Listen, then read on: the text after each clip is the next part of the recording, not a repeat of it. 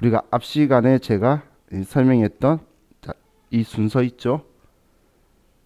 이 순서대로 계산을 하는 게 어떻게 나오는 건지, 그래서 마지막에 이걸 구하는 게 목적이에요.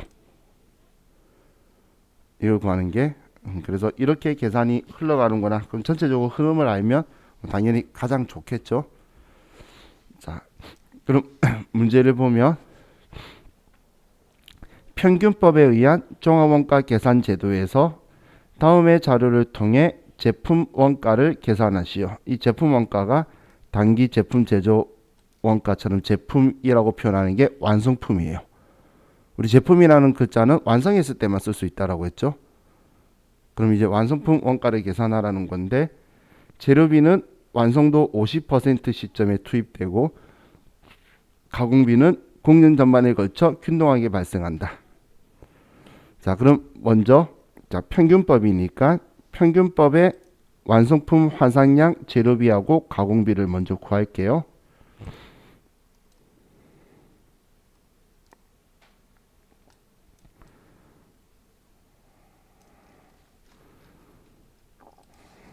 자, 그럼 재료비 완성품 환산량을 구하면, 자, 이 재료비 완성품 환산량은 완성품이 400개죠. 400개 더하기 기말은 완성도가 60%죠. 50% 시점에 투입한대요. 자, 그럼 재료가 들어갔나요? 그렇죠. 얘는 투입 시점인 50%를 지나갔죠. 그럼 전부 다 들어갔으니까 200개가 되겠죠. 그러면 재료비의 완성품 환산량은 600개가 되게 되겠죠. 이해가시죠? 자, 그럼 조금 떨어져서 가공비의 완성품 환산량을 볼게요.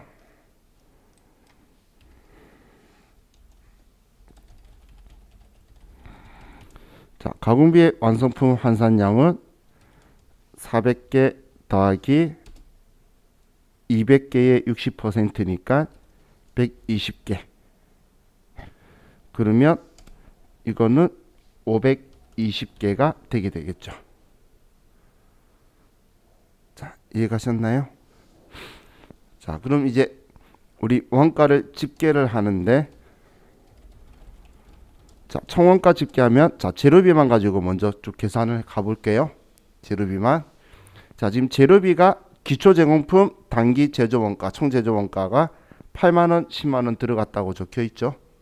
재료비 라인으로. 그러면 8만원하고 10만원을 더하면 18만원이 되겠죠. 자, 이해가시나요? 그럼 재료가 전체 들어간 게 18만원인 건데, 완성품이 재료 완성품 환산량이 600개라면 우리 완성품 환산량 단위당 원가는 18만원을 600개로 나눠주면 되겠죠. 그죠? 그럼 18만원을 600개로 나누면 우리는 한 개당 300원이 된다는 거예요. 자, 300원 된다는 거 이해가셨나요? 오케이? 그럼 기말 제공품 원가를 보면, 재료비의 기말 제공품 재고액이죠. 자, 원가를 보면 한 개당 가격이 300원인데 이거 곱하기 기말 제공품 몇 개였죠? 재료비는 200개였죠? 200개. 그러면 200개를 하면 얘는 기말 제공, 재료비의 기말 제공품은 6만 원이 된다는 거예요.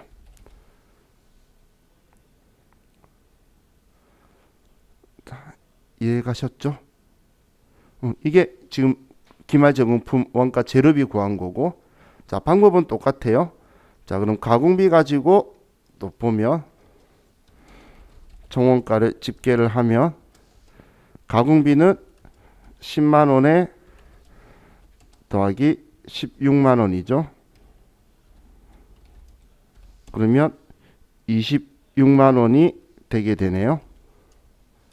그럼 완성품 환산량 단위당 원가는 지금 26만 원에 이 앞에 우리가 구했던 520개로 나눠주면 되겠죠.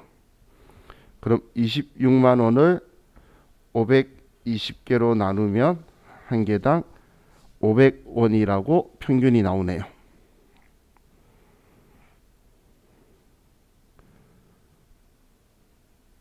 그렇죠? 그럼 기말 제공품 원가는 한 개당 500원인데 자, 가공비의 기말 제공품 몇 개였죠? 120개였죠? 120개 하면 얘는 6만 원이 나오게 되겠죠.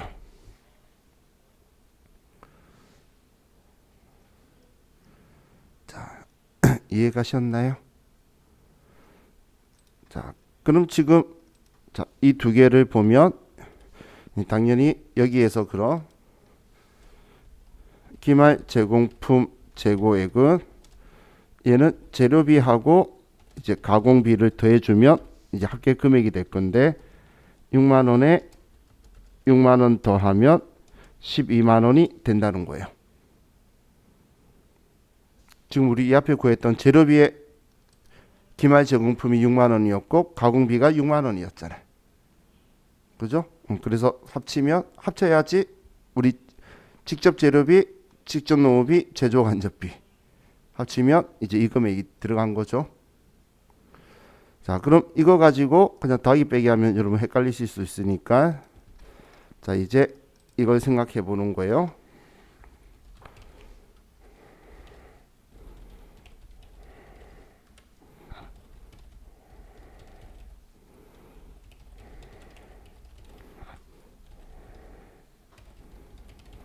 자, 그럼 이렇게 봤을 때에 지금 이 12만 원이 기말 제공품 재고액이라는 거예요. 12만 원이. 자, 그럼 기초 제공품은 얼마냐면 이거겠죠. 예. 재료비, 가공비 합친 거 기초 제공품이겠죠. 그러면 얘가 18만 원이 되고 그럼 단기 제조 원가가 총 제조 원가예요. 그럼 얘는 26만 원이 되게 되겠죠. 그러면 이해 구할 수 있죠. 그죠? 그러면 18만 원에 26만 원 더하고 빼기 12만 원을 하면 얘는 답이 32만 원이 되게 되겠네요. 그래서 답은 1번이 되네요. 저 말했죠. 풀수는 이때 이건 시간이 걸린다. 이런 생각으로 체크해 놓는 게 낫겠죠. 그죠? 그럼 지금 이 계산한 순서가 지금 이거였잖아요. 작업할 때 평균법이다 파악하고 완성품 환산량 계산하고 들어간 거 얘네들 기초제공품 단기 제조원가 이걸 더해주고 단위당 원가를 계산하기 위해서 완성품 환산량 나눠주고 그리고 기말제공품 곱하려고 여기에 기말제공품 환산량 곱해주고 그러면 이제 단기 제품 제조 원가를 이제 구하는 거예요. 방금 여기 기초 총 제조 원가가 차변 거 둘이 더해서 기말제공품 재고에 빼면 얘가 나온다. 이제 지금 이 글에 대한 순서가 방금 우리가 계산했던 그 순서라고 보시면 돼요. 자, 많은 선생님들이 이 문제를 보면서 웃었어요. 심지어는 어느 정도냐면 다른 선생님이 이거 어떻게 계산하냐고 저한테 물어보신 분만 해도 몇 분이 돼요. 그러니까 세무이급엔 잘 안 나와요. 근데 이제 세무이급소 하는 선생님들은 전부 다 알아요. 이건 뭐 종종 등장하니까. 근데 세무이급 수업 안 하시는 분들은 볼 일이 없을 만큼 이건 자주 등장 안 하기 때문에 너무 심각하게 보실 필요는 없는데 전체 순서에 대한 건 물어보니까 그걸 한 되짚어 볼 겸 제가 이거에 대해서 같이 계산하면서 한번 본 거예요. 자, 그럼 지금 우리 공부했던 거 가지고 이제 종합원가 계산에 대해서 글로 나오는 것들 좀 볼게요. 글자로 나오는 거. 자, 508페이지로 갈게요.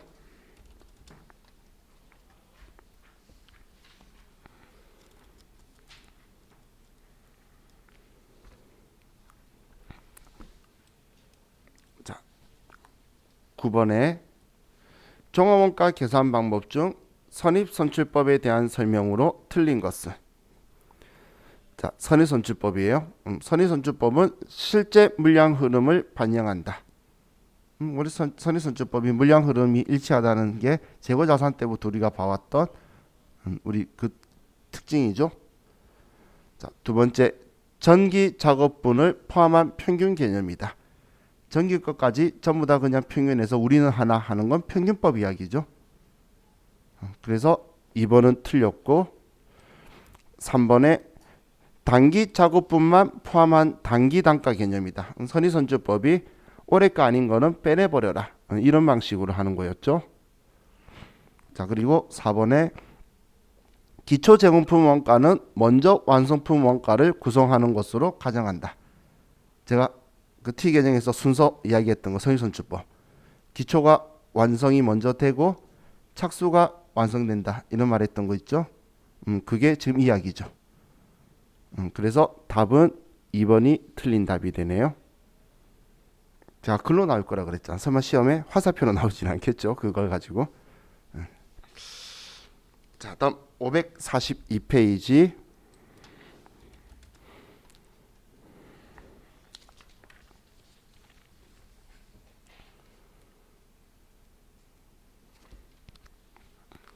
자, 9번. 자, 종합원가 계산하에서 선의선출법과 평균법에 대한 설명 중 가장 옳지 않는 것은. 자, 1번 선의선출법은 평균법보다 실제 물량 흐름을 반영하며 원가 통제 등에 더 유용한 정보를 제공한다. 선의선출법이 평균법보다 물량 흐름도 반영되고, 그리고 우리 기초를 뺀다는 건 더 정확하게 단기 발생량만 가지고 가니까 더 정확한 정보를 주는 거죠. 우리는 뭔가 한 개라도 더 하고 빼면 보다 더 정확한 정보를 제공하는 거라 그랬잖아요. 그죠? 그래서 자, 1번 맞고, 자, 두 번째, 평균법은 완성품 환산량 계산 시 순수한 단기 발생 작업량만으로 계산한다. 자, 맞나요? 순수 단기 것만 계산하는 방식이 선입선출법이라 그랬죠. 그죠? 그렇기 때문에 얘는 평균법이 아니고 선입선출법 이야기죠. 자, 다음 3번. 기초제공품 원가에 대하여 평균법은 기말제공품에 배부하지만 선입선출법은 기말제공품에 배부하지 아니한다. 무슨 말인지 이해가시나요?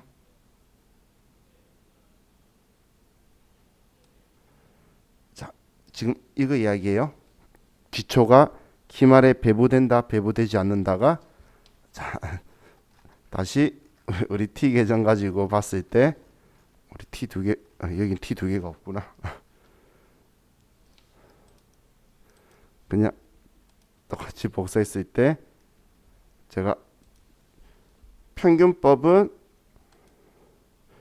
이렇게 이렇게 이렇게 이렇게, 선의선출법은 이렇게 이렇게 이렇게. 이거 기억나시죠? 그럼 지금 이 이야기예요. 기초제공품 원가 얘가 평균법은 기말제공품에 배부되지만 이렇게 들어가지만 선의선출법은 기말제공품에 배부하지 않는다. 완성품으로 간다. 이걸 글로 써놓은 거예요. 얘는 기초가 기말제공품으로 안 가죠. 평균법은 가죠. 야, 역시 화살표가 쉬웠죠. 한글이 제일 어렵다고 했어요. 지금 이걸 이 화살표 이야기, 기초가 가는 화살표를 지금 글로 적어 놓은 거예요. 자, 그리고 기초제공품이 없다면 선의선출법과 평균법 결과 차이는 보이지 않는다. 이 둘의 차이는 기초의 차이고, 이 차이가 없다면 이 둘의 구분에도 의미가 없다라고 했어요. 자, 다음 581페이지로 갈게요. 581페이지.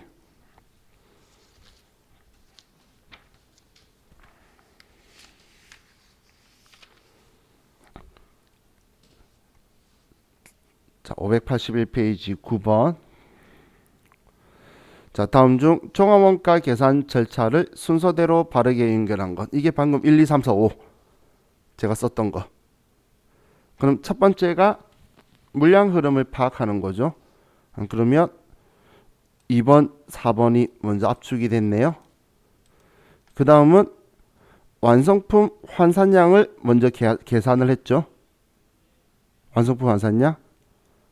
그래서 얘죠. 원가 요소별 완성품 환산량 계산하고, 다음 원가 요소별로 기초 제공품과 단기 발생 원가를 집계, 금액 두 개 더하고 완성품 환산량 단위당 원가 계산하고, 그리고 완성품하고 기말 제공품에 배부한다. 이 순서가 우리 마지막 계산했던 문제의 순서가 지금 이거죠. 그래서 답이 2번이 되죠.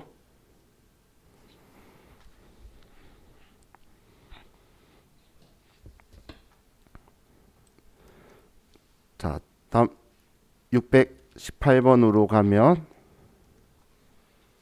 618페이지.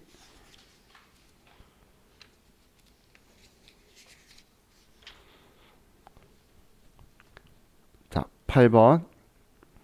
다음 중 종합원가 계산에 대한 설명으로 가장 옳지 않는 것은. 자, 1번. 종합원가 계산은 동종 제품을 연속적으로 대량 생산하는 업종에 적합하다.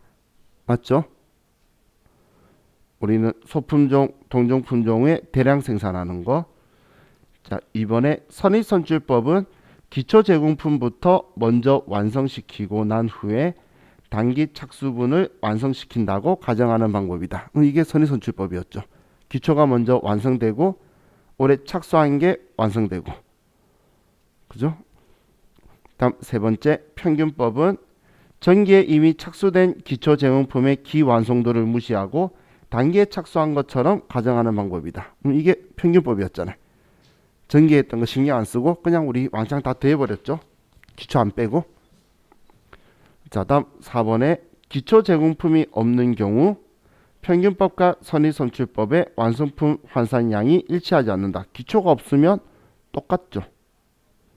우리 공식만 가지고 생각해도 기초가 0이면 평균법 선입선출법의 값은 일치하죠. 그렇기 때문에 4번이 틀렸네요.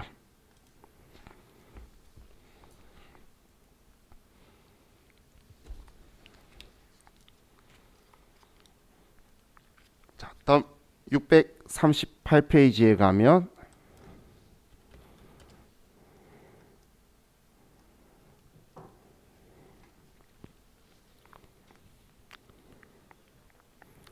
자, 10번 또 순서죠.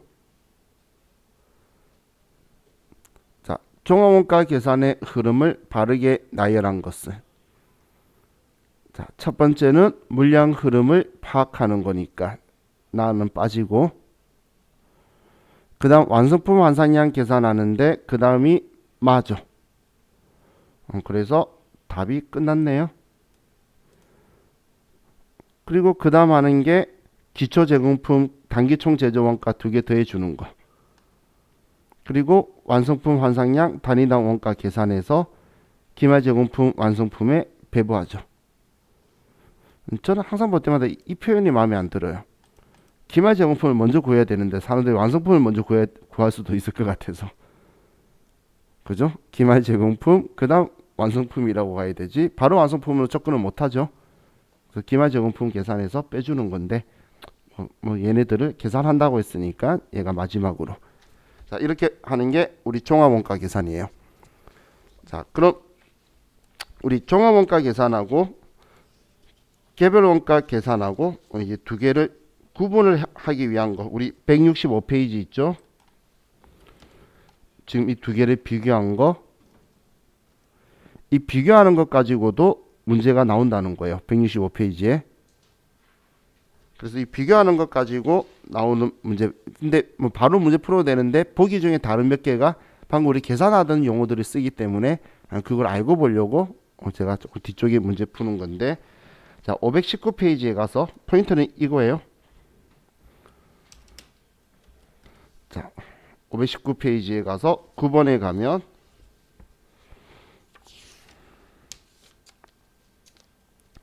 자, 개별 원가의 계산에 대한 설명으로 가장 옳지 않는 것. 자, 519페이지에 1번 다양한 품종을 생산한다. 개별 원가가 소품종, 다품종, 소량 생산, 여러 다품종 맞죠? 다음 주문 생산 형태로 제품을 제작한다. 이게 개별 원가 계산이 주문 받으면 이 한 개만을 위해서. 또 세 번째 개별 제품의 제작 원가가 비교적 크다. 우리 비행기, 배. 세 번째 동일한 종류의 제품을 대량으로 생산하고 있다. 이건 종합 원가 계산에 대한 이야기죠. 그렇기 때문에 4번은 틀렸네요.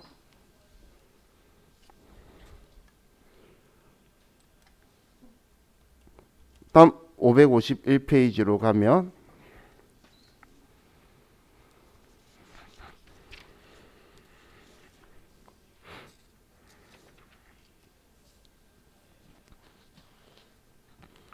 자, 6번. 자, 종합원가 계산과 개별원가 계산에 대한 설명으로 옳지 않는 것은 1번 개별원가 계산은 다품종 소량 생산 형태에 적합한 원가 계산 방법이다. 2번에 종합원가 계산은 소품종 대량 생산 형태에 적합한 원가 계산 방법이다. 이 두 개는 맞죠? 다음 개별원가 계산은 직접비와 간접비의 구분이 중요하다. 맞나요?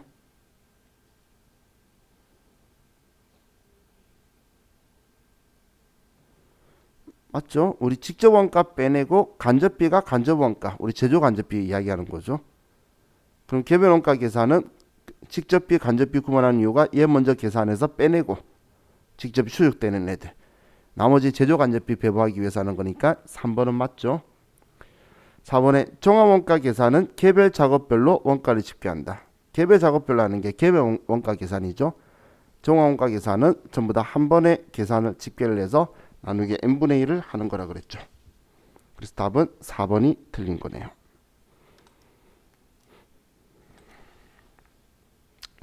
다음 562페이지로 갈게요.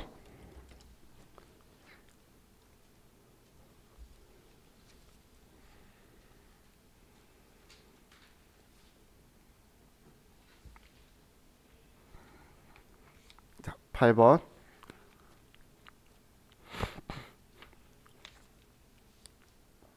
자, 다음 중 개별 원가 계산에 대한 특징으로 틀린 것은 1번 조선업, 건설업 등 주문 생산에 유리하다. 맞죠? 조선업, 건설 덩치가 큰 게 개별 원가 한 개씩 하는 거니까 맞고.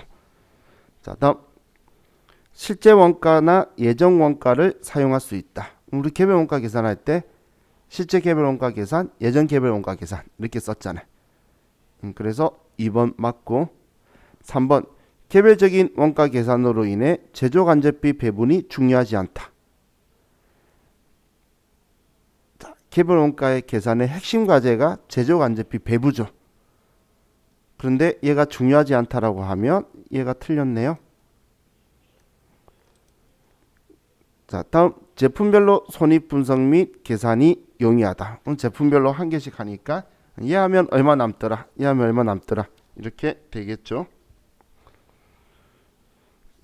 자, 다음 580만원. 자, 제품별 그거 하니까 생각나네. 어릴 때 저 짜장면 좋아하는데 교수님이 너 뭐 제일 좋아하니? 그래 짜장면요. 그랬더니 짜장면 메뉴 5개만 대봐. 그래서 됐죠. 그랬더니 이 중에서 뭐가 가장 이익이 높이 나오는지 원가 계산해서 이익률을 따져봐 그런 거예요. 저희 학교 바로 앞에 중국집이 하나 있는데 그 집 기준으로. 그래서 너가 그거에 대해서 자기가 원하는 값만큼 도출해주면 A뿔 줄게 라고 했는데 A 준 거 보니까 조금 마음에 안 들었나 봐요. 근데 제가 잘 못했었는데 근데 그때 계산하면서 확실한 건 그거였어요. 우리 전에 영화에서도 나왔는데 중국집이 탕수육 팔아서 남기는 게 아니고 짜장면 팔아서 남긴다는 건 확실해요. 이익률이 엄청 커요. 근데 그거 가지고 계산은 잘 안 해보죠. 자, 이제 580페이지의 7번. 자, 다음 중 개별 원가 계산에 대한 설명이 아닌 것은 자, 원가 집계가 공정별로 이루어지기 때문에 개별 작업별로 작업 지시서를 작성할 필요는 없다. 제가 개별 원가 계산, 죄송해요. 공정별이라는 거는 공정별 종합원가 계산에서 쓰는 거라 그랬죠. 그 말했던 거 기억나시죠? 공정별은 종합원가 계산에 쓰는 거라고. 작업 지시서 이런 거는 개별 원가 계산에 쓰는 거고. 그럼 얘는 지금 뒤집어서 표현하고 있죠. 그렇기 때문에 1번은 아닌 것 했으니까 1번이고, 2번은 동종 대량 생산 형태보다는, 이게 아니란 이야기죠. 다품종 소량 주문 생산 형태에 적합하다. 그럼 맞는 이야기고. 3번, 자, 제조 간접비의 배분이 중요한 의미를 갖는다. 맞고. 자, 월말 제공품의 평가 문제가 발생하지 않는다. 방금 우리가 했던 건 회계 기간으로 봐서 기말 제공품 이야기한 거고, 일반적으로 원가 통제는 월별로 해요. 그래서 당월 총 제조 원가, 월말 제공품 재고액 이런 식으로 하기 때문에 월말 제공품인데 그냥 기말로 생각하고 의미를 느끼시면 돼요. 그러면 얘는 종합원가 계산이 필요한 거니까 이런 거에 대해서는 필요가 없죠.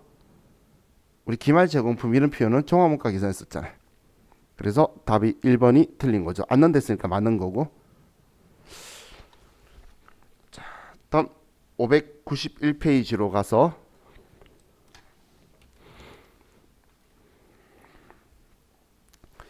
자, 개별원가 계산의 특징이 아닌 것을. 자, 다품종 소량 생산, 주문 생산에 적합하다. 맞죠? 다품종 소량 생산. 다음 2번에 제조 지시서를 통해 개별 제품별로 제조를 지시한다. 이게 우리 개별 원가 계산이죠. 3번에 작업 원가표를 통하여 개별 제품별로 제조 원가가 집계된다. 작업 원가표, 제조 지시서 전부 다 개별 원가 계산에서 사용하는 용어들이에요. 그럼 4번에 제조 원가는 각 공정별로 집계된다. 공정별은 종합원가 계산에서 공정별 종합원가 계산하는 방식에 사용하는 용어라 그랬죠. 자, 다음 600페이지에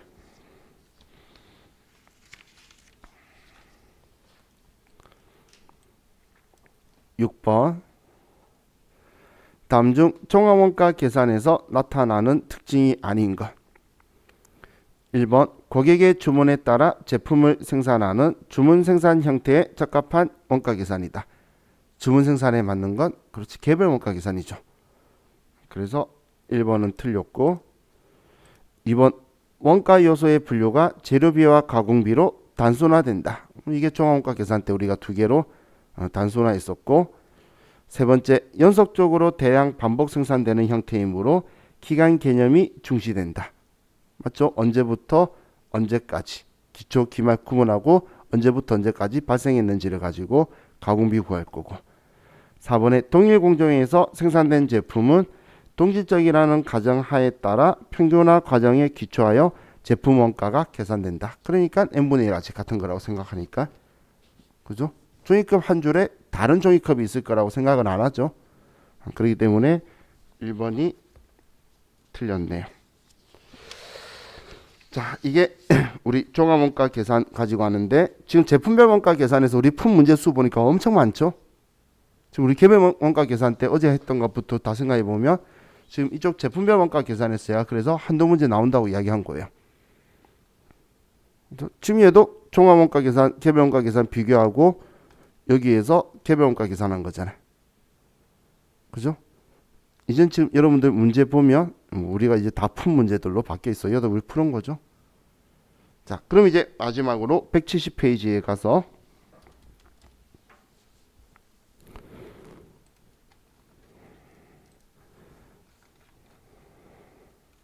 이제 공손이라는 걸 좀 보도록 할게요. 자, 공손.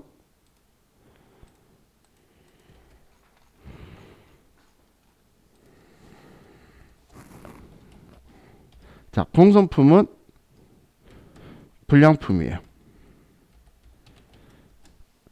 찌꺼기 같은 게 아니고 내가 물건을 만들었는데 내가 원하는 성능에 미달하는 것들 있죠. 우리가 희망하는 제품의 그 성능에 미달하는 것들을 우리는 불량품이라고 하는 걸 공손품이라고 그래요. 그럼 여러분들은 작업 폐물이나 부산물이 아니라는 거예요. 공손품은 작업 폐물이나 부산물이 아니에요. 작업 폐물은 우리 스크랩 이런 찌꺼기 같은 거 이야기하는 거고, 부산물은 판매적 가치가 있는 다른 형태의 아니면 짜투리 같은 것들 남는 거 있죠. 우리 그 철판으로 뭔가 만드는 곳 같은 경우에 원하는 걸 자르고 나면 우리 테두리에 철판이 남겠죠. 우리 그 짜투리라고 그러죠. 그거 모아가지고 팔아도 돈이 많이 되는 곳은 부산물 매출이라고 쓰는 데도 있어요. 회계에서. 옛날에 제가 그 플랜트 만드는 그 회사의 담당자였는데, 큰 플랜트에 쇠판하기 위해서 최강 회사에서 그 가져와 가지고 그걸 자르고 나면 쇠가 많이 남아요. 엄청 무거운 고철인데, 그러면 그걸 일주일치를 팔면 한 300 정도 나와요. 그럼 작은 돈은 아닌데, 한 달이면 1200이니까 작은 돈은 아니죠. 한 사람 월급 이상은 훨씬 더 나오죠. 한 사람이 뭐야, 1200이면 몇 명의 월급이 나오죠.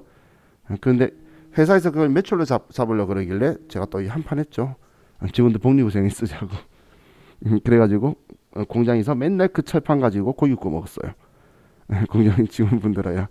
근데 그걸 이제 보는데, 방금 제가 말한 걸 불량품이라고 표현하나요? 그 쇠를? 그게 아니죠. 말도 안 되는 이야기죠. 그 쇠 짜투리를 불량품이라고 누가 말할 거야. 그건 공손품이 아니라는 거예요. 그래서 이걸 아예 분리시켜 생각하셔야 돼요. 그럼 공손품은 이제 여러분들이 보시면 마치 감모 손실이 조금 생각이 날 건데, 자, 원가 얘기하면서 이제 지겹게 보시죠. 제가 그래서 제공품에서 원가 얘기하는 거예요 라고 말한 거예요. 계속 제공품 T 개념만 보고 있죠. 수량으로 쓰면 기초, 착수, 기말, 완성 이렇게 되는 거죠. 자, 그럼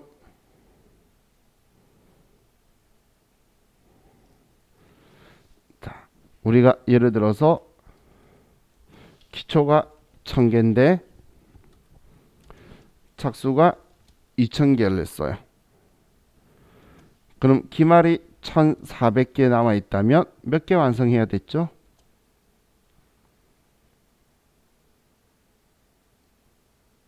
몇 개?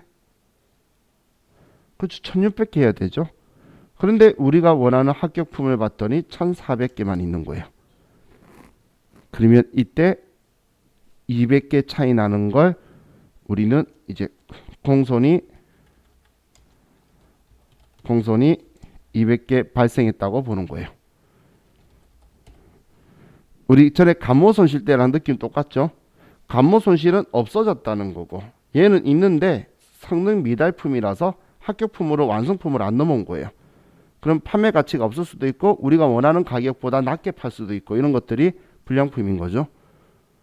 불합격품이다 이렇게 표현하는 거예요. 자, 그럼 이 공손이 있는데, 이 공손은 정상 공손이 있고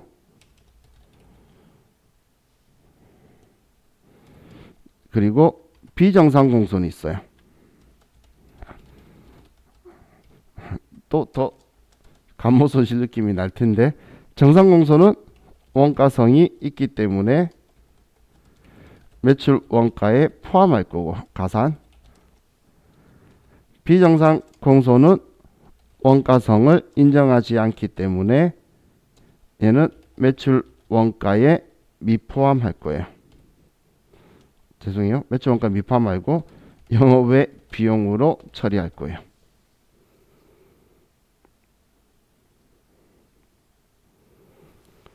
그럼 정상공손이라는 건 어떤 거냐면, 얘는 효율적인 작업 환경에서도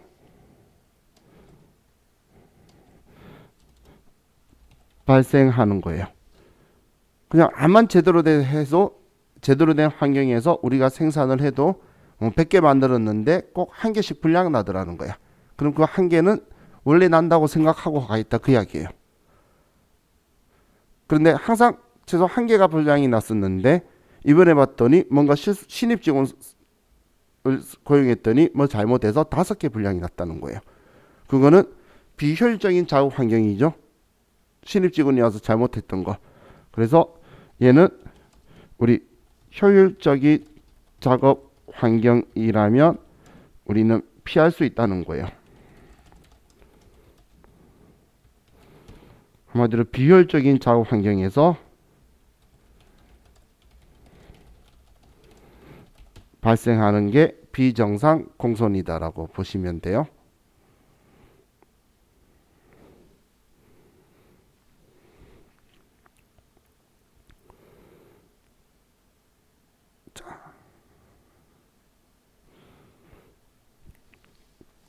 그럼 지금 여기에서 자, 정상공소는 어떻게 계산하냐면 일반적으로 정상공소는 완성품의 우리 정상공손율을 계산할 거예요.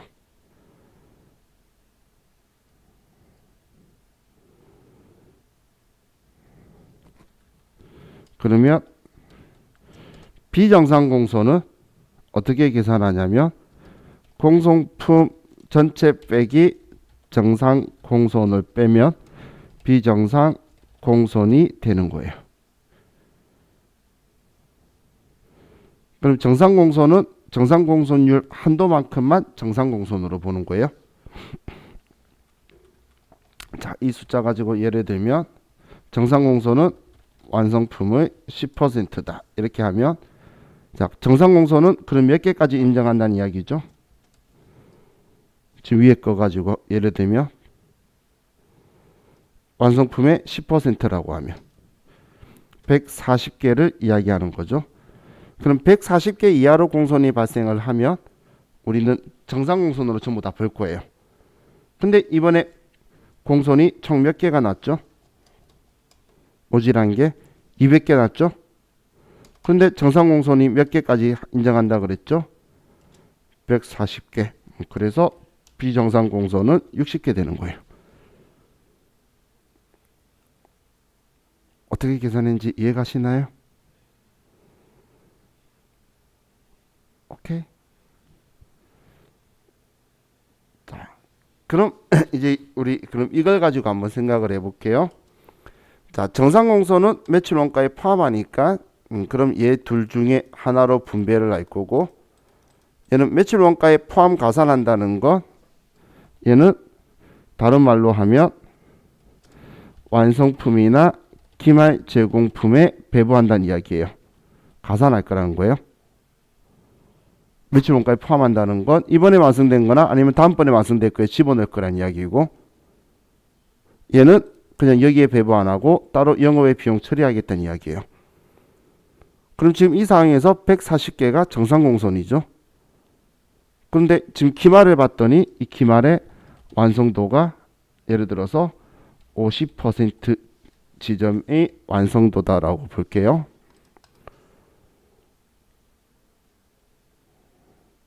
지금 기말 제공품이 50% 완성했다는 거예요. 자, 그럼 이런 상황 가지고 봤을 때 첫 번째 검사 시점이 자, 예를 들어서 공정 60% 지점이라면 지금 검사 시점이라는 게 뭐냐면 불량품 검사하는 거예요. 자, 불량품 검사하는 게 지금 140개가 정상공손인데 이 140개를 그럼 얘 둘이한테 배부할 건데 불량품 검사를 60% 시점에서 한다면 이 기말 제공품은 불량품 검사를 받은 적이 있나요? 준호씨 있나요? 지금 불량품 검사기가 여기에 60% 지점에 불량품 검사기가 있다는 이야기예요. 여기 60% 시점에 여기에 불량품 검사기가 있는데 그런데 지금 우리 이 기말 제공품은 여기 50%까지밖에 완성 안 한 거예요. 그럼 아직 불량품 검사를 안 받은 거죠. 불량품 검사 안 받은 거를 아직 완성도가 검사 시점 이전이라고 표현하는 거예요. 혹은 완성도 이후에 검사 시점이 있다고 표현하든지, 그럼 얘는 불량품 검사를 한 적이 없으니까 얘한테서 불량품 나왔다고 말하면 안 되겠죠. 이해가시나요? 불량품 검사한 적이 없잖아. 그러면 이때는 전부 다 그럼 완성품에 배부를 할 거예요. 완성품에만이라고 써줄게요. 여기에만. 한마디로 얘는 지금 공정 60% 시점이라고 말하는 건 우리 완성도가 검사 시점 이전이란 이야기예요. 아직 불량품 검사를 하지 않았다. 그럼 검사 시점이 하는 이 시점이 공정 40% 시점에서 한다라고 하면, 그렇다면 얘도 불량품 검사를 받은 거죠. 그럼 이 140개는 여기서만 나온 게 아니라 얘한테서 나오고 얘한테서 나온 거라는 거예요. 둘 다 한테서 나온 거다라고 볼 수 있겠죠. 그러면 얘는 완성품 기말 제공품에 배부한다는 거예요. 얘를 다른 말로 표현할 때 완성도가 검사 시점 이후라면 이 말을 검사기를 통과했다라고 표현하는 거예요.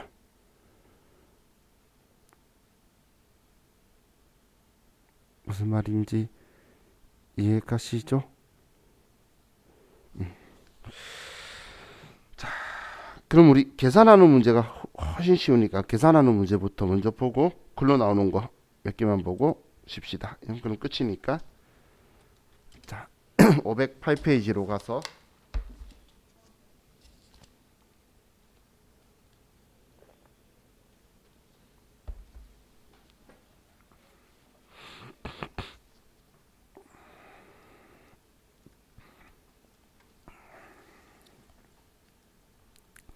자, 508페이지 10번. 다음 자료에 의하여 정상 공손 수량을 완성품의 10%라고 가정할 때 비정상 공손 수량을 계산하면, 그럼 일단 공손 수량을 봐야 되겠죠.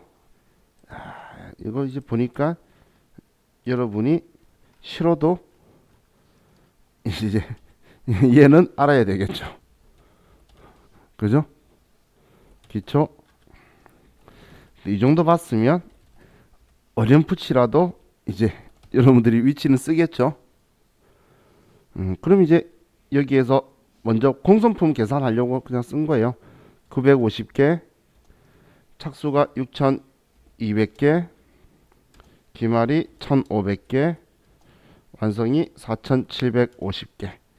그럼 자, 공손품은 950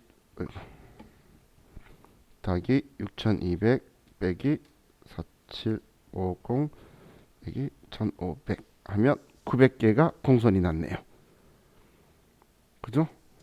그럼 이 중에 정상 공손은 몇 개죠?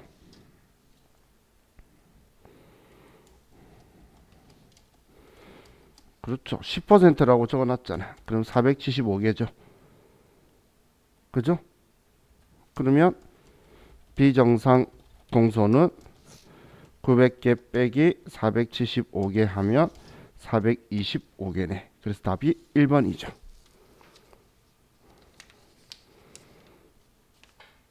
이해 가시나요?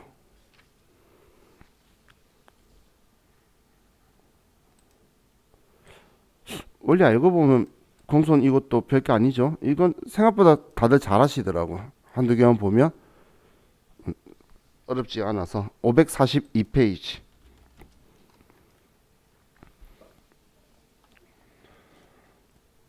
자, 542페이지 10번.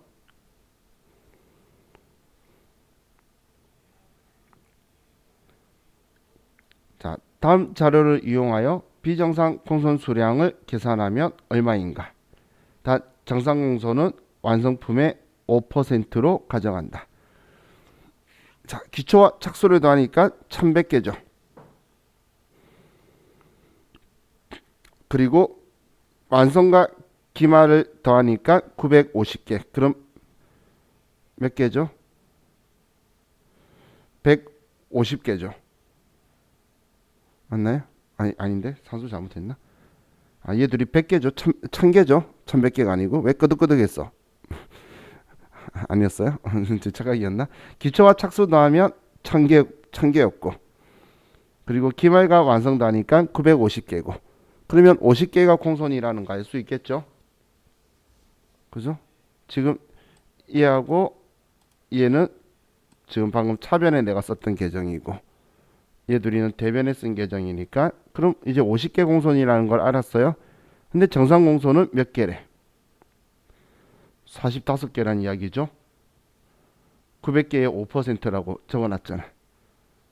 그럼 50개 공손 났는데 40대 5개가 정상이면 5개가 비정상이겠지. 이런 식으로 계산하는 거예요. 그래서 우리 정상 공손이 한도가 있는 거죠. 이거에 꼭 45개가 다 공손 난다는 게 아니라 10개 나면 전부 다 정상 공손. 이런 게 나도 정상 공손. 그러다가 45개까지는 정상 공손인데 넘어간 거를 비정상 공손이다. 이렇게 생각하겠죠. 자, 이걸 이제 글로 쭉 나온 걸 보면 529페이지로 가서 10번 529페이지 자, 이거 포함해서 세 문제만 풀고 쉴 거예요. 그럼 원가 이게 끝이에요. 자, 10번. 자, 다음은 공손 원가에 대한 설명이다. 틀린 것은. 자, 비정상 공손은 비효율적인 작업 조건으로 발생한다. 그렇죠? 효율적인 때 발생하는 건 정상, 비효율적으로 해서 우리 과실이나 실수가 있는 게 우리 비정상 공손이죠. 이번에 비정상 공손은 회피 가능한 원인. 우리가 실수 안 하면 안 발생 안 할 거죠. 그래서 영업외 비용으로 처리한다. 맞고 3번에 정상 공손은 회피 불가능한 원인으로 효율적인 작업 조건에서도 발생한다. 맞죠? 정상 공손은 항상 이렇게 나오더래. 우리가 암만 잘해도. 그러면 우리는 그걸 정상 공손이라고 생각하는 거예요. 제가 어릴 때 그랬었어요. 암만 공부 열심히 해도 한 2개씩 틀리더라고. 그래서 적당히 해도 2개 틀리게 그 다음부터 적당히 하다가 인생이 망했어요. 그걸 정상 공손으로 잘못 생각한 거죠. 그죠? 자, 다음 4번에 정상 공손 원가는 단기 검사 시점을 통과한 양품에만 배부하며 영업의 비용으로 처리한다. 정상 공손은 당연히 검사하는 거에만 당연히 배부하는 건 맞겠죠. 그래서 완성품은 당연히 불량품 검사를 한 건데 기말 제공품은 했을 수도 있고 안 했을 수도 있는 거잖아. 검사 시점을 통과하느냐에 따라서. 그럼 여기만 배부하는 건 맞는데 이것 때문에 틀린 거죠. 정상 공손은 이 글자가 틀린 거지. 이 앞에는 맞는 말이에요. 맞는 말이고 뒤쪽에 매출 원가로 처리할 건데 영업외 비용이라고 써서 4번이 틀린 거예요. 자, 다음 591페이지에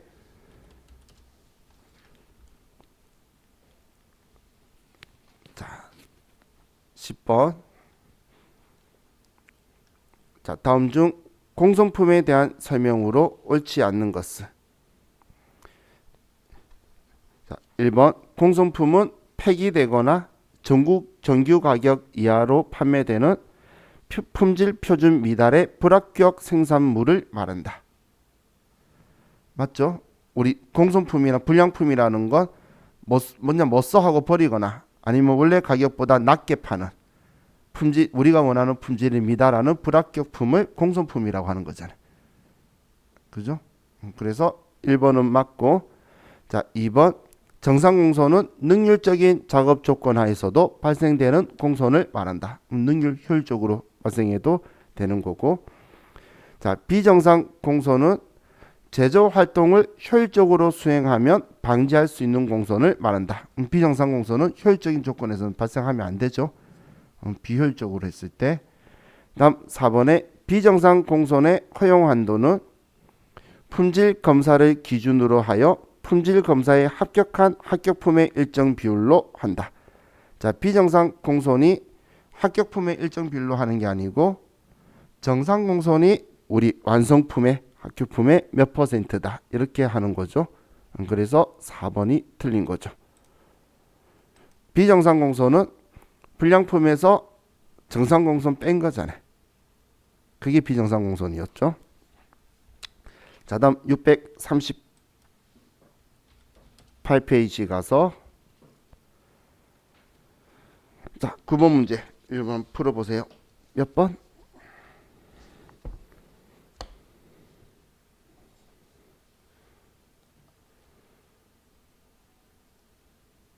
그렇죠. 비정상공손은 영업의 비용이라 그랬죠. 그래서 답은 3번. 제가 너무 성의 없었던 게 아니죠. 여러분 풀 수 있을 거라는 느낌이 바로 들어서 그죠? 비정상이니까 그래서 얘가 3번이에요. 자, 이렇게 하면 저와 같이 원가액에 나오는 것들은 봤고